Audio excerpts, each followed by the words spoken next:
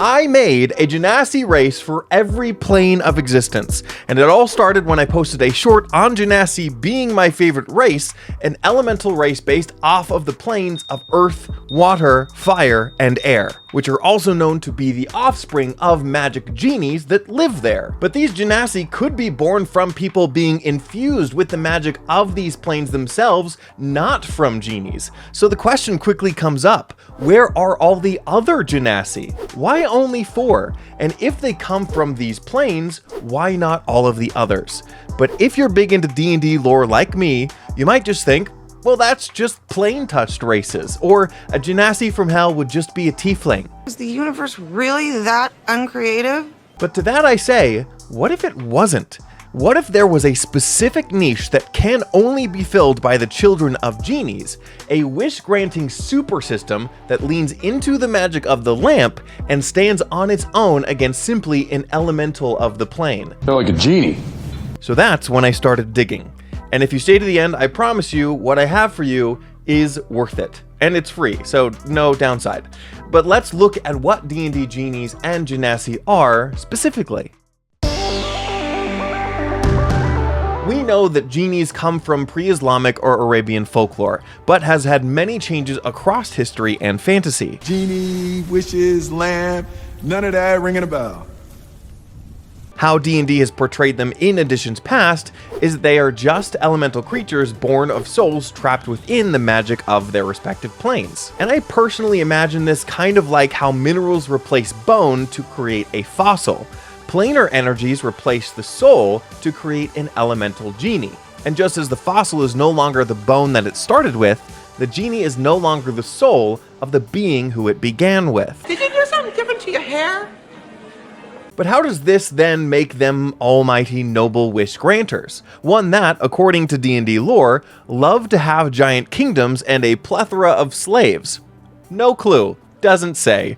So we have to kind of make up our own conjecture. How I would explain it is I imagine if an entity just woke up with no purpose whatsoever. Hey, you're finally awake. A fossilized soul that is no longer a human soul, their ego or imprint of the soul might look for materialistic things to fill that void, to try to fulfill a false ambition that the mortal soul was pursuing in life. In comes the vast estates and illegal employment. They try to fulfill their own material wishes first, but having no soul, they get no satisfaction from obtaining it. But when they seek to grant the ambitions and wishes for others, now that is a different story that I'll get to in a second. But it also got me thinking. It should make sense that if a soul is fossilized in the plane of water, it could also fossilize in other planes like the plane of Mechanus or the Abyss. So if we are to expand the lore of Genasi, it makes sense to expand the lore of genies as well, making tweaks to make them more interesting, streamlined, and unique. For example, the stuff about lamps. Oh, a genie lamp. All it describes them as in D&D is that they are prisons, and that's it. So I think we can do better. And if the changes aren't for you, then don't change them or make up your own. But a thought exercise alone is worth the exploration for inspiration for your own stories. For creative control. And this will be my own personal explanation and fix of the lore, so please feel free to disagree with me in the comments below. When genies are born from the souls of a mortal, they are born without much of the desires that make us human. They are semblances, fossils. However, impressions of who they are still there. So genies still have the soul's need for fulfillment, to overcome, to become something or someone. Why?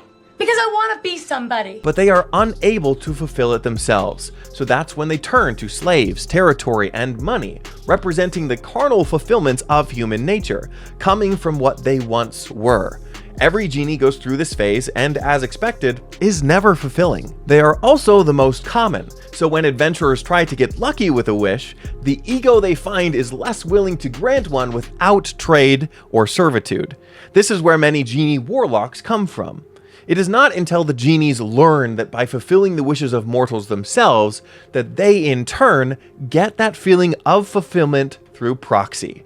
And so, millions of years ago, some genies started figuring this out, and started working together to fulfill the wishes of men. to success. We call these ones noble genies. This could even be your setting's creation story, a bunch of planar energies granting the wishes of men to have a place they call home, and through the magic of wishes, created the earth. Then many of humanity wished for beings to govern and guide them, so the gods were made as well, perhaps to even surpass the power of the genies. Noble genies do not care for evil or good, but just seek to have purpose through the desires of mortals. Sure, it's kind of a moral gray area. One human wished for a child that they couldn't otherwise have, and for the first time, Genasi came into being. Seeing it as an opportunity to help their own cause, genies began having more offspring to help in their wish-making conglomerate. Though Genasis, being offspring of men, do have souls of their own and can find fulfillment on their own, and only choose to help genies if they desire to do so. As for the genie lamps, they are a vessel for genies to travel. Being so tied to the planar energies that birthed them, it is extremely dangerous and almost impossible to travel to material plane or other planes. So they cross via a magical vessel, but are unable to free themselves. So along comes a mortal to rub one out with the lamp, and they get a wish or two before the genie goes off to do what they came to do in the material plane for in the first place. But the lamp could still be their anchor. Destroy the lamp and they are banished to their home plane. However, high mages and wizards have figured out how to re-trap genies into vessels through the imprisonment spell to keep them around for opportune moments, creating the prison and dictating the conditions on which the genie is freed. I think 3 wishes should suffice. And you could empathize with the genie that gets trapped in this way. You want to do nice things, but you don't want to be forced to do nice things. But there is a misconception that any one genie can grant any wish. And while I find limitless wishes interesting, I think we can make it more evocative for storytelling, to get rid of the Superman trope and actually give these genies a wish weakness. So instead, when a genie is isolated, captured, or otherwise, away from the conglomerate of planar genies, they are only within their own power of their own plane to grant wishes. Meaning a genie of the water plane can only grant wishes related to water. They can change the course of a river to make it rain on dry crops, but ask for the ground to become fertile or bring heat to an eternal winter, that is earth and fire genies respectively. This may alter your expectation for your players and keep wishes to things that are manageable.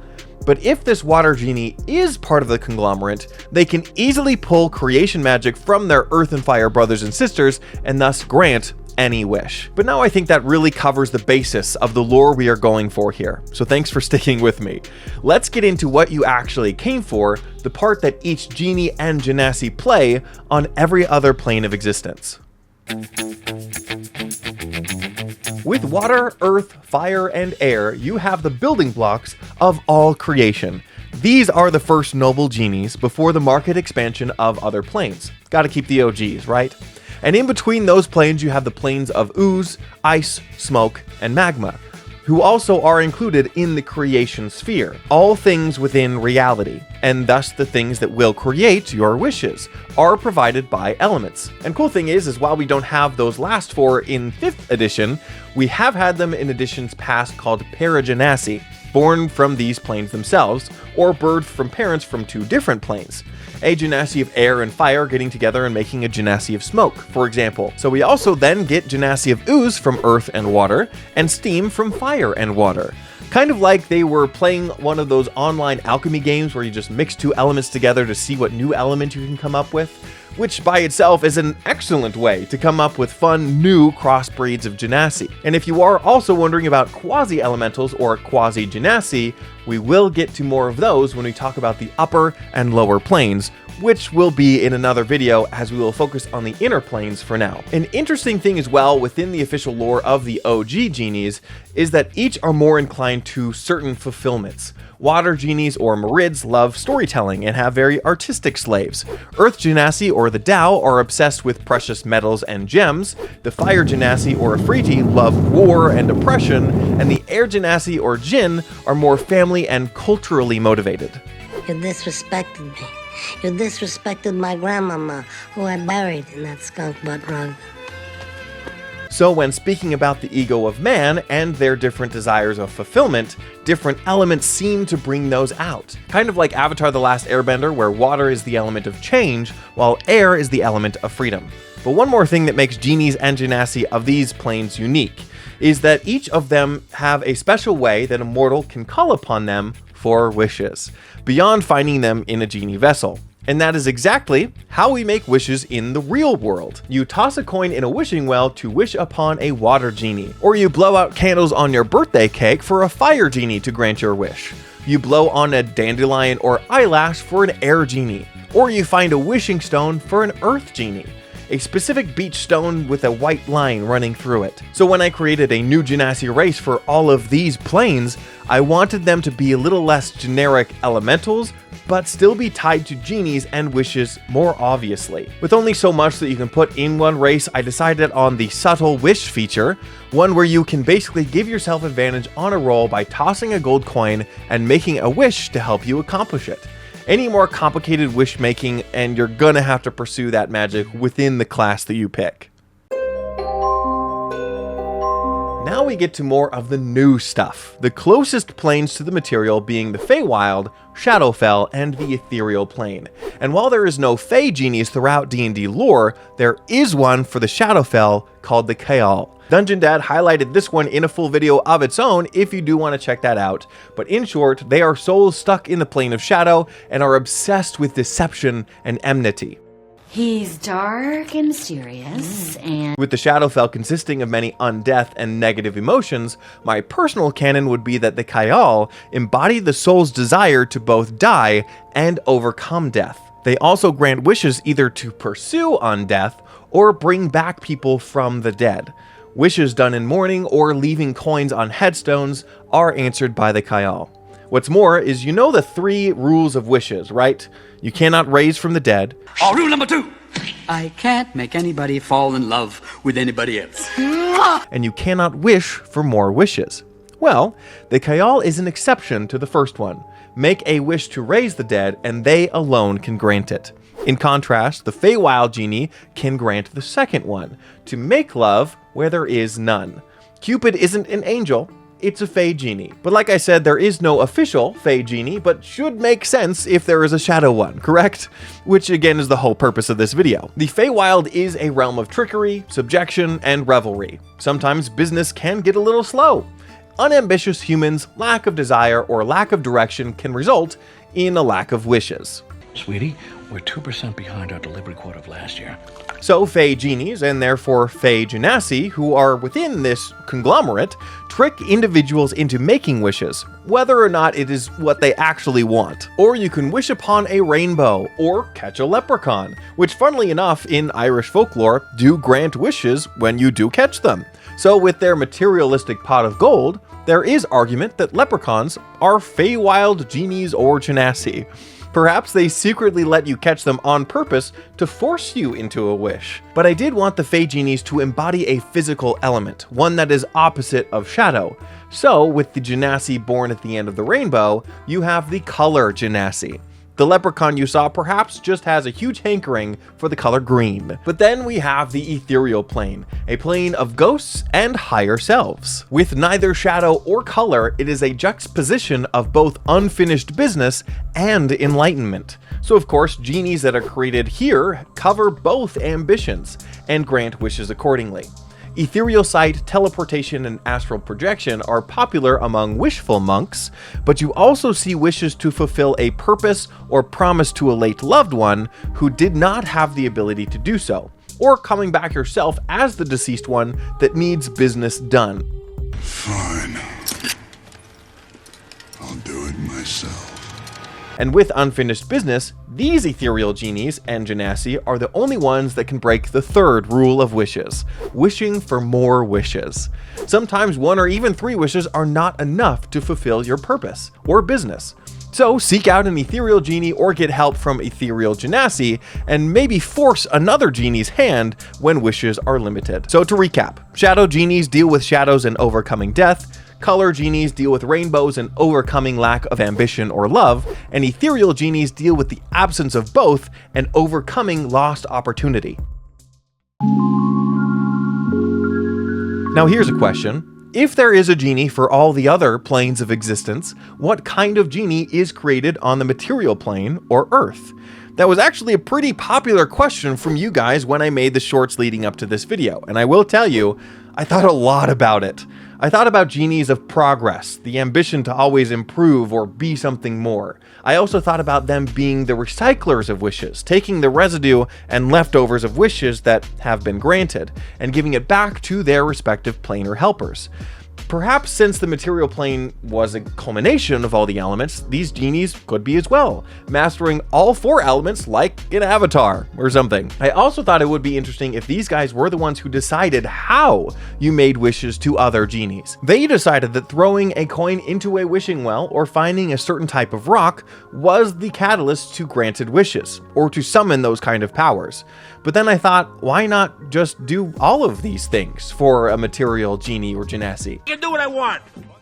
Except for recyclers. I think I will save that for another plane. But lucky for us, there is actually another genie like this already in D&D lore, the Genie, which Dungeon Dude also covered in one of his videos. Shout out to that wonderful guy for helping me in all my research for this video. But we will use some of the lore for Genie, but changing it just a bit for the direction that we are going. As for who they are officially, they are usually desert-dwelling lesser genies that looked like strong humans and had power over all 4 elements.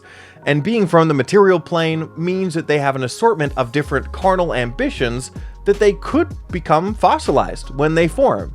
But for the canon of this video, I think the ambition of progress and just more is a good summation, and they tend to be attracted to progress before becoming a noble genie and helping others with theirs. There are also a type of creature called tasked genies within D&D lore, created from genies that hyper-focus on specific tasks for very long periods of time. They are obsession epitomized. Originally being any other kind of genie, they get confined to a place or a task for so long, they lose most of their magical ability and instead specialize in the magic of that task. Depending on the task, they become administrator genies, architect genies, artists, deceivers, guardians, servants, herdsmen, messengers, miners, oathbinders, slayers, warmongers, and winemakers, among many others, I'm sure. Each of which have an interesting lore, but I won't go into detail here. But imagine a genie tasked to work at a desk for 1,000 years. They become an administrator genie and will slowly descend into madness if they are ever removed from their task. Super helpful for the Conglomerate of Wishes to have genies like this on the material plane pushing paperwork, but up for question on whether vacation days and morality is of high priority to these genies. Now today will not be a day off. But it is interesting to me because these are genies that are either wish to become these or obsessively looking for fulfillment on their own, that the mere task becomes an obsessive drug that eventually has no dopamine hit and they cannot separate themselves or succumb to withdrawal. Ambition is a gateway, y'all. That's a drug. It's not a drug. It's ambition. And though technically a tasked genie can come from any genie, they tend to slowly look more and more human. So could easily be mistaken for a humanoid CEO obsessed with the progress of their one specific trade or career. Now you may be worried about the plethora of wish granters in a single setting, not wanting your players to get carried away with big wishes, obviously. But remember, genies are still super rare, and it takes thousands of years for a soul to fossilize in that way. You can't rush art. They can only grant so many wishes at a time, and only if they are connected to the conglomerate. And just as well, you may have wishes that clash. A wish from your player may contradict a wish that has already been made, and therefore not granted. However, genies only care about one thing: desire and fulfillment. I guess that's 2, but you get the idea. So if your desire is greater than the person who wished the opposite, your wish is granted instead. But speaking of your wish being granted, we have reached the end of the video, and here is my gift to you: a Genasi racial option for every plane of existence that we talked about today. You can find the stat blocks for free in the description below. But there are still genies from all the upper planes as well as all the lower planes, not to mention the outlier planes, like the planes of mirrors, dreams, and the far realm. Unfortunately, this video is getting a little long, so I will break it up into other videos focusing on those realms, and possibly making a compilation when I'm done. So like this video and subscribe to be notified when I upload those videos. And if you want to support what I do on the channel, you can support me on Patreon, where I have actually recently changed things to include a plethora of additional content, including 40 plus subclasses, magazine style supplements, and if you've really been liking the free content I've been doing in my videos, my Patreon members now get a nicely styled PDF document version. And I also run monthly one-shot games for those of you who want to join in the fun. But until then, go out there and make your worlds a better place. See ya.